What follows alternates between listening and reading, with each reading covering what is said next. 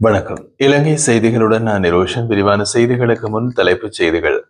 இந்தியாவுக்கு விஜயம் மேற்கொண்டுள்ள பிரதமர் ஹரணி அமரசூரிய இன்று வியாழக்கிழமை டெல்லியில் இந்திய வெளிவிவகார அமைச்சருடன் சந்திப்பு. யாராக இருந்தாலும் உலகின் எந்த மூலையில் பதுங்கி இருந்தாலும் தவறுகள் செய்தவர்கள் சட்டத்தின் பிடியிலிருந்து தப்ப முடியாது என்று அமைச்சர் ராமலிங்கம் சந்திரசேகருக்கு தெரிவிப்பு. இஷாரா செவந்தியை கைது செய்ய அரசாங்கம் 1 வருட காலம் எடுத்ததாக கூறி பாராளுமன்ற உறுப்பினர் நாமல் ராஜபக்ச கடும் விமர்சனம். இஷாரா செவந்தி கைது செய்யப்பட்டுள்ள நிலையில் நாமல் ராஜபக்ச அச்சமடைந்துள்ளார் என்று குற்றச்சாட்டை முன்வைத்துள்ள அரசாங்கம். இனி விரிவான செய்திகள். இந்தியாவிற்கு விஜயம் மேற்கொண்டுள்ள பிரதமர் ஹரணி அமரசூரிய இன்று வியாழக்கிழமை காலை டெல்லியில் இந்திய வெளிவிவகார அமைச்சர் ஜெய்சங்கரை சந்தித்தார். இந்த சந்திப்பு குறித்து தனது சமூக ஊடக பக்கத்தில் பதிவிட்டுள்ள இந்திய வெளிவிவகார அமைச்சர் ஜெய்சங்கர் இன்று காலை இலங்கை பிரதமர் ஹரணி அமரசூரியவை டெல்லியில் சந்தித்ததின் மகிழ்ச்சி, இலங்கைக்கு இந்தியாவின் தொடர்ச்சியான ஆதரவு மற்றும் கல்வி மற்றும் திறன் மேம்பாடு ஆகியவற்றில் ஒத்துழைப்பை வலுப்படுத்துவது குறித்து விவாதிக்கப்பட்டது என்று குறிப்பிட்டுள்ளார். ஹரணி அமரசூரிய பிரதமராக பதவியேற்ற பின் இந்தியாவுக்கு மேற்கொள்ளும் முதல் உத்தியோகபூர்வ விஜயம் இதுவாகும். கல்வி அமைச்சராக இருக்கும் அவர் தனது இந்திய விஜயத்தின் போது இந்திய தொழில்நுட்ப கழகங்கள் மற்றும் டெல்லி மற்றும் நிதி ஆயோக் ஆகியவற்றுக்கு விஜயம் செய்து கல்வி புத்தாக்கம் மற்றும் தொழில்நுட்ப துறையில் ஒத்துழைப்புக்கான வழிகளை ஆராய்வதோடு கல்வி மற்றும் தொழில்நுட்ப துறைகளில் இரு நாடுகளுக்கும் இடையிலான ஒத்துழைப்பை அதிகரிப்பது குறித்து கலந்து ஆலோசிப்பார் என்று எதிர்பார்க்கப்படுகின்றது. வடக்கு மாகாணத்தில் வாழ்ந்த முஸ்லிம்களின் மேல்குடியேற்றத்தை சார்ந்து 2018 ஆண்டு தாக்கல் செய்யப்பட்ட ரிட் மனுவை மேல்முறையீட்டு நீதிமன்றம் இன்று தள்ளுபடி செய்தது. நாகானந்தா கொடித்துவக்கு மற்றும் மூத்த ஊடகவியலாளர் மலிந்த செனவிரத்ன ஆகியோர் இணைந்து இந்த ரிட் மனுவை தாக்கல் செய்திருந்தனர். நாடாளுமன்ற உறுப்பினர் ரிஷாட் பதியுதீன் ஊடக அலுவலகம் வெளியிட்ட தகவலின்படி சுமார் 7 ஆண்டுகளாக விசாரணை செய்யப்பட்ட இந்த வழக்கில் நீதிமன்றம் வழங்கிய பல உத்தரவுகள் நடைமுறைக்கு கொண்டு வரப்படாததால் வழக்கு தொடர்ந்து தாமதமடைந்தது. ரிஷாத் பதியுதீன் சார்பின் முன்னணியான வழக்கறிஞர் ஹிஜாஸ் ஹிஸ்புல்லா வழக்கை தொடர்வதற்கான சட்டப்பூர்வ காரணங்கள் எதுவும் இல்லாததால் ஊடக கவனத்தை ஈர்க்கும் நோக்கில் இந்த மனு தாக்கல் செய்யப்பட்டதாக நீதிமன்றத்தில் வாதிட்டார்.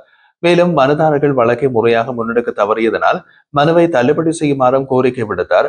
இந்த சமர்ப்பிப்பை ஏற்றுக்கொண்ட மேல்முறையீட்டு நீதிமன்றம் இன்று அந்த ரிட் மனுவை அதிகாரப்பூர்வமாக தள்ளுபடி செய்துள்ளது. யாராக இருந்தாலும் உலகின் எந்த மூலையில் பதுங்கியிருந்தாலும் தவறு செய்தவர்கள் சட்டத்தின் பிடியிலிருந்து தப்பவே முடியாது. பாதாள குழுக்கள் மற்றும் போதைப்பொருள் மாஃபியாக்களுக்கு தற்போது முடிவு கட்டப்பட்டு வருகின்றது என்று கடல் தொழில் நீரியல் மற்றும் கடல் வளங்கள் அமைச்சர் ராமலிங்கம் சந்திரசேகர் தெரிவித்துள்ளார். கொழும்பில் உள்ள தனது அமைச்சகத்தில் புதன்கிழமை இடம்பெற்றிருந்த ஊடகவியலாளர் சந்திப்பில் கலந்து கொண்டு உரையாற்றிய போது அவர் இதனை கூறினார். அவர் மேலும் விளக்கிய போது பாதாள குழுக்கள் மற்றும் போதைப்பொருள் வியாபாரிகளுக்கு முடிவு கட்டுவோம் என்று நாம் உறுதியளித்திருந்தோம்.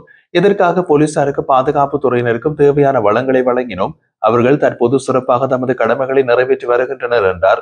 போதைப்பொருள் கடத்தல் தலைவர்கள் கைது செய்யப்பட்டு சிறைக்கு அனுப்பப்பட்டுள்ளதாகவும் நீதிமன்றத்துக்கு துப்பாக்கி சூடு நடத்தி தப்பியோடியவர்கள் நேபாளத்தில் கைது செய்யப்பட்டுள்ளதாகவும் அவர் குறிப்பிட்டார்.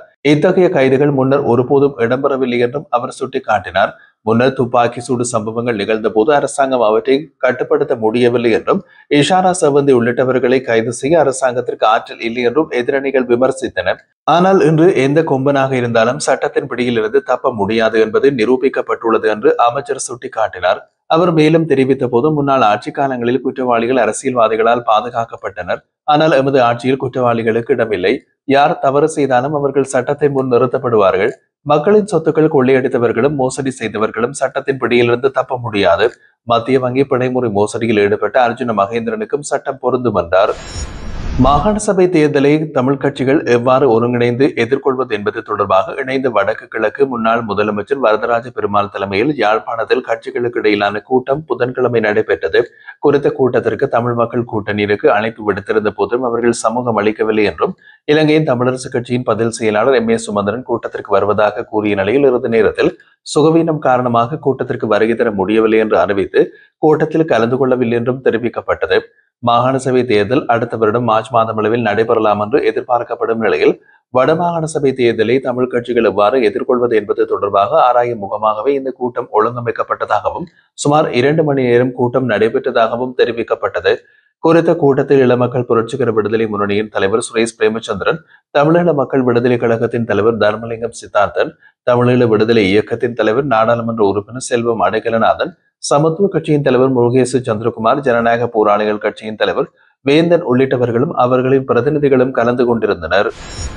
நேபாளத்தில் கைது செய்யப்பட்டு இலங்கைக்கு அழைத்து வரப்பட்ட இஷாரா செவந்தி நீதிமன்றத்தின் படிக்கட்டில் குற்றவியல் சட்டக்கோவை புத்தகத்தின் உள்ளே மறைத்து வைத்திருந்த துப்பாக்கியை கொண்டு வந்து அதனை கொமாண்டோ சமிந்தவுக்கு வழங்கியதாக வாக்குமூலம் அளித்துள்ளார். இஷாரா செவந்தி மற்றும் அவருடன் இருந்த குழுவினர் நேபாளத்திலிருந்து நேற்று மாலை கொழும்புக்கு அழைத்து வரப்பட்டார்கள். நேபாளத்தின் காத்மண்டுவிலிருந்து புறப்பட்டு இலங்கை விமான நிறுவனம் இயக்கி ஜூவல் 182 விமானம் நேற்று மாலை 6:55 மணியளவில் கட்டுநாயக்கா சர்வதேச விமான நிலையத்தை வந்தடைந்தது. இவர்கள் அனைவரும் மேலதிக விசாரணைகளுக்காக குற்றப்புலனாய்வு திணைக்களத்திடம் ஒப்படைக்கப்பட்டனர். கொழும்பு குற்றவியல் விசாரணை பிரிவில் இடம்பெற்ற விசாரணையின் போது இஷாரா செவந்தி மேற்கண்ட தகவல்களை போலீசாரிடம் வெளிப்படுத்தியுள்ளார்.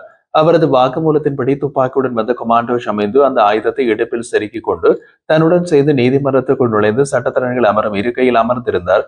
அந்த நேரத்தில் நீதிமன்றத்திற்கு அழைத்து வரப்பட்ட குற்றவாளியான கனயமுல்ல சஞ்சீவ குற்றவாளி கூண்டில் ஏறிய போது கமாண்டோ சமிந்து துப்பாக்கி எடுத்துக்கொண்டு அவரை நோக்கி துப்பாக்கி பிரயோகம் செய்துள்ளார். துப்பாக்கி சூட்டுக்கு பிறகு சஞ்சீவ மீது துப்பாக்கி பிரயோகம் நடந்தது என்று சத்தமிட்டவாறே தாம் மற்றும் சமிந்து இருவரும் நீதிமன்றத்திலிருந்து வெளியே ஓடியதாக இஷாரா செவந்தி தனது வாக்குமூலத்தில் குறிப்பிட்டுள்ளார். இஷாரா செவந்தியை கைது செய்ய அரசாங்கம் 1 வருட காலம் எடுத்ததாக கூறி பாராளுமன்ற உறுப்பினர் நாமல் ராஜபக்ச கடுமையாக விமர்சித்துள்ளார். ஊடகங்களில் கருத்து தெரிவிக்கும் போது அவர் 1 வருடம் ஆன பிறகு இஷாரா செவந்தி கைது செய்யப்பட்டார். இதுபோன்ற சூழலில் மக்களுக்கு சேவை செய்ய அரசாங்கத்திற்கு எப்போது நேரம் கிடைக்கும் என்று கேள்வி எழுப்பினார். நாமல் ராஜபக்ச மேலும் தெரிவிக்கையில் கடந்த பிப்ரவரி மாதம் 19ஆம் தேதி கொழும்பு புதுக்கடை நீதிமன்ற வளாகத்தில் பாதாள உலக குழுவை சேர்ந்த கனயமுல்ல சஞ்சீவ் என்பவர் சுட்டுக் கொல்லப்பட்ட சம்பவத்துடன் தொடர்புடைய இஷாரா செவந்தி நேபாளத்தில் கைது செய்யப்பட்டு பின்னர் நாட்டுக்கு அழைத்து வரப்பட்டார். இப்போதுதான் இஷாரா செவந்தி கைது செய்யப்பட்டுள்ளார். இதுவே அரசாங்கத்திற்கு மக்களுக்கு சேவை செய்ய நேரம் இருப்பதை காட்டுகிறது என்று அவர் சுட்டிக்காட்டினார். அவரின் கூற்றுப்படி பாதாள உலக கும்பல் மற்றும் போதைப்பொருளை ஒழிக்க அரசாங்கத்திடம் போதுமான வளங்களும் திறன்களும் உள்ளன.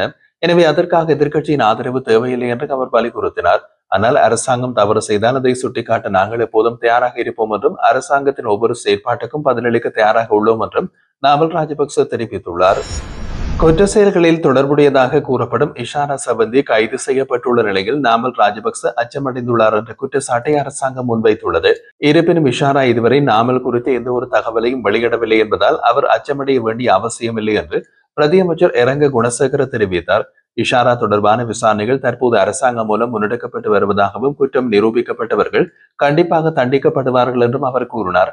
அதே நேரத்தில் இஷாராவை கைது செய்வதில் அரசாங்கம் தாமதம் செய்ததாக ஸ்ரீலங்கா பொதுஜன பெரமுன தேசிய அமைப்பாளர் மற்றும் நாடாளுமன்ற உறுப்பினர் நாமல் ராஜபக்ச விமர்சித்திருந்தார்.